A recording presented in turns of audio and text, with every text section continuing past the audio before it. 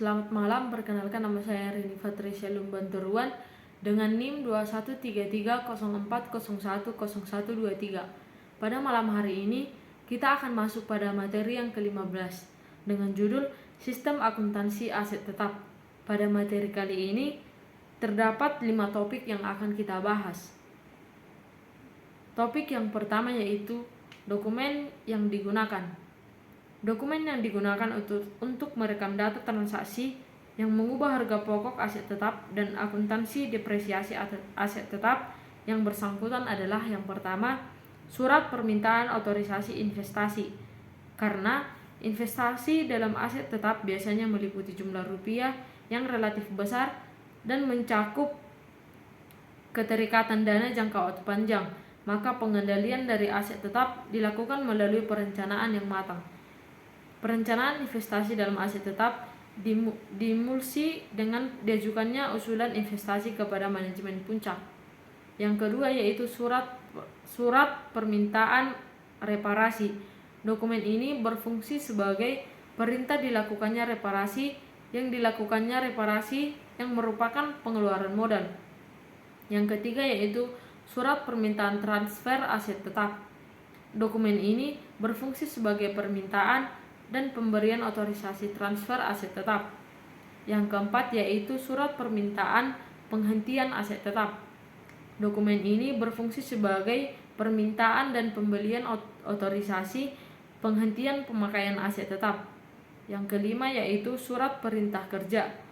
Berfungsi sebagai perintah dilaksanakannya pekerjaan tertentu mengenai aset tetap dan sebagai catatan dipakai untuk mengumpulkan biaya pembuatan aset tetap. Yang keenam yaitu surat order pembelian. Diterbitkan oleh fungsi pembelian yang merupakan surat untuk memesan aset tetap kepada pemasok. Yang ketujuh yaitu laporan penerimaan barang. Diterbitkan oleh fungsi penerimaan setelah fungsi ini melakukan pemeriksaan kuantitas, mutu, dan spesifikasi aset tetap yang diterima oleh pemasok. Yang kedelapan yaitu faktur dari pemasok. Dokumen ini merupakan tagihan dari pemasok untuk aset tetap yang dibeli. Yang kesembilan yaitu bukti kas keluar. Dokumen ini merupakan perintah pengeluaran kas yang dibuat oleh fungsi akuntansi setelah dokumen surat permintaan otorisasi investasi, surat order pembelian, laporan penerimaan barang, dan faktur dari pemasok diterima dan diperiksa oleh fungsi tersebut. Yang ke-10 yaitu daftar depresiasi aset tetap. Berisi jumlah biaya depresiasi aset tetap yang dibebankan dalam periode akuntansi tertentu. Yang ke-11 yaitu bukti memorial. Digunakan sebagai dokumen sumber untuk pencatatan transaksi depresiasi aset tetap, harga pokok aset tetap yang telah selesai dibangun, pemberhentian pemakaian aset tetap, dan pengeluaran modal. Topik yang kedua yaitu catatan akuntansi. Catatan akuntansi yang digunakan yaitu yang pertama, kartu aset tetap. Catatan akuntansi ini merupakan buku pembantu aset tetap yang digunakan untuk mencatat data yang bersangkutan dengan aset tetap tertentu. Yang kedua yaitu jurnal umum. Digunakan untuk mencatat transaksi harga pokok aset tetap yang telah selesai dibangun, biaya-biaya untuk pemasangan dan pembongkaran aset tetap, penghentian pemakaian aset tetap, dan depresiasi aset tetap.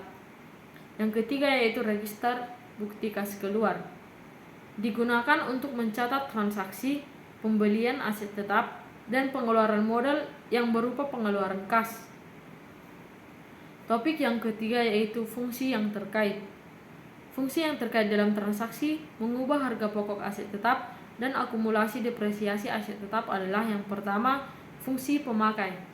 Fungsi pemakai bertanggung jawab mengajukan usulan investasi dalam aset tetap dan mengajukan surat permintaan otorisasi investasi untuk merealisasikan perolehan aset tetap seperti yang tercantum dalam anggaran investasi yang telah disetujui oleh RUPS. Yang kedua yaitu fungsi riset dan pengembangan.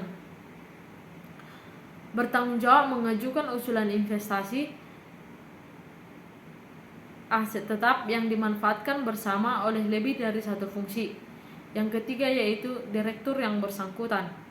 berfungsi memberi persetujuan terhadap usulan investasi dan surat permintaan otorisasi reparasi yang diajukan oleh unit organisasi yang ada di bawah wewenangnya.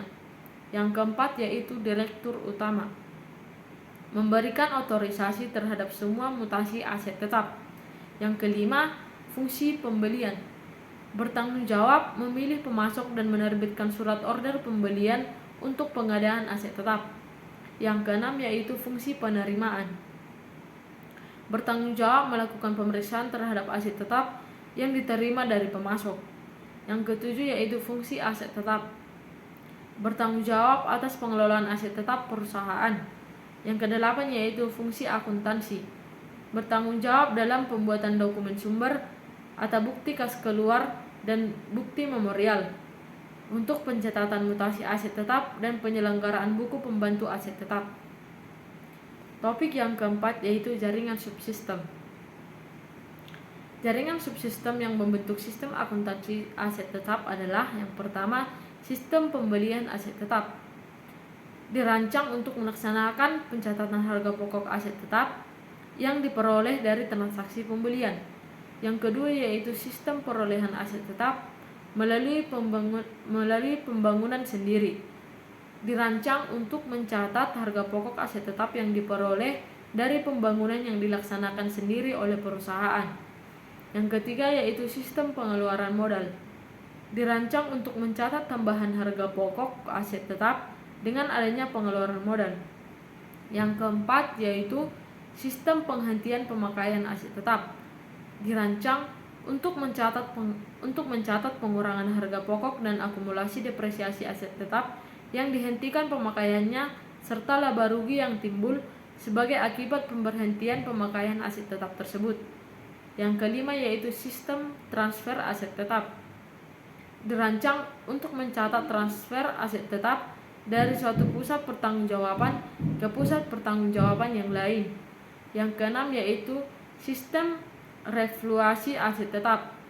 Dirancang untuk mencatat transaksi penilaian kembali aset tetap. Dokumen sumber yang dipakai sebagai dasar pencatatan adalah bukti memorial. Yang ketujuh yaitu sistem akuntansi depresiasi aset tetap.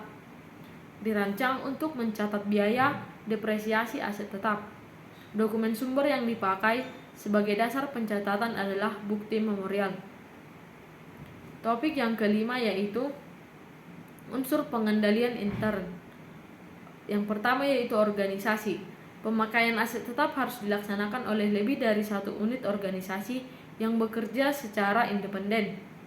Untuk diciptakan pengecekan intern dalam setiap transaksi yang mengubah aset tetap, unit organisasi dibentuk sedemikian rupa sehingga tidak ada satupun transaksi yang mengubah aset tetap yang dilaksanakan secara penuh hanya oleh satu unit organisasi saja. Yang kedua yaitu sistem otorisasi. Anggaran investasi diotorisasi oleh RUPS karena investasi dalam aset tetap meliputi jumlah rupiah yang besar dan menyebabkan keterikatan dana dalam jangka waktu yang lama, maka penggunaan anggaran investasi merupakan sarana yang baik sebagai alat pengendalian investasi dalam aset tetap. Surat permintaan otorisasi investasi diotorisasi oleh direktur yang bersangkutan. Setiap realisasi investasi yang tercantum dalam anggaran investasi harus mendapat persetujuan dari direktur yang bersangkutan. Surat permintaan otorisasi reparasi diotorisasi oleh Direktur Utama. Surat otorisasi reparasi berisi persetujuan dilaksanakannya pengeluaran modal harus mendapat otorisasi oleh Direktur Utama. Surat perintah kerja diotorisasi kepada departemen yang bersangkutan. Pembongkaran aset tetap harus mendapat otorisasi kepada departemen yang bersangkutan. Surat order pembelian diotorisasi oleh pejabat yang berwenang. Jika jumlah harga beli aset tetap tinggi, otorisasi surat order pembelian berada di tangan Direktur Utama. Laporan penerimaan barang diotorisasi oleh fungsi penerimaan. Laporan penerimaan barang yang berisi persetujuan penerimaan aset tetap yang diklaim oleh pemasok harus mendapat otorisasi oleh fungsi penerimaan. Bukti kas keluar diotorisasikan oleh fungsi akuntansi. Bukti kas yang berisi persetujuan dilaksanakannya pengeluaran kas untuk pembayaran harga aset tetap yang dibeli harus mendapat otorisasi oleh Direktur Utama. Bukti memorial diotorisasi oleh fungsi akuntansi.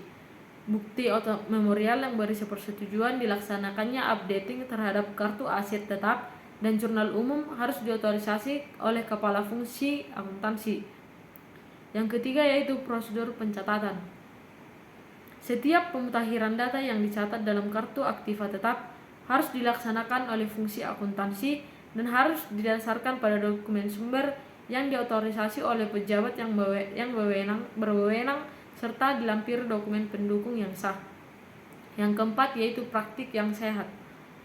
Pengawasan intern yang baik masyarakat mensyaratkan data dalam kartu aset tetap secara periodik dengan aset tetap secara periodik dicocokkan dengan aset tetap secara fisik. Pengawasan investasi dalam aset tetap yang baik dilaksanakan menggunakan perencanaan yang dituangkan dalam anggaran investasi. Untuk mencegah kerugian yang timbul sebagai akibat dari kebakaran dan kecelakaan, aktiva tetap harus diasuransikan dengan jumlah pertanggungjawaban yang memadai. Kebijakan akuntansi tentang pembedaan pengeluaran modal dan pengeluaran penghasilan harus dinyatakan secara eksplisit dan tertulis dan menjamin konsistensi pelakuan akuntansi terhadap kedua macam pengeluaran tersebut. Rangkuman dokumen yang digunakan untuk merekam data transaksi yang mengubah harga pokok aset tetap dan diakumulasi depresiasi aset tetap yang bersangkutan adalah surat permintaan observasi investasi, surat permintaan reparasi, surat permintaan transfer aset tetap, surat permintaan penghentian aset tetap, surat perintah kerja, dan lain-lain. Catatan akuntansi dalam sistem akuntansi aset tetap terdiri dari kartu aset tetap, jurnal umum, register bukti kas keluar. Fungsi yang terkait dalam transaksi yang mengubah harga pokok aset tetap dan akumulasi depresiasi aset tetap adalah fungsi pemakai, fungsi riset dan pengembangan, direktur yang bersangkutan, direktur utama, dan lain-lain. Jaringan subsistem yang membentuk sistem akuntansi tetap adalah sistem pembelian aset tetap, sistem perolehan aset tetap melalui pembangunan sendiri, sistem pengeluaran modal, sistem penghentian pemakaian aset tetap, sistem transfer aset tetap, sistem refluasi aset tetap, dan sistem akuntansi depresiasi aset tetap. Demikian penjelasan saya mengenai materi yang ke-15. Sekian dan terima kasih.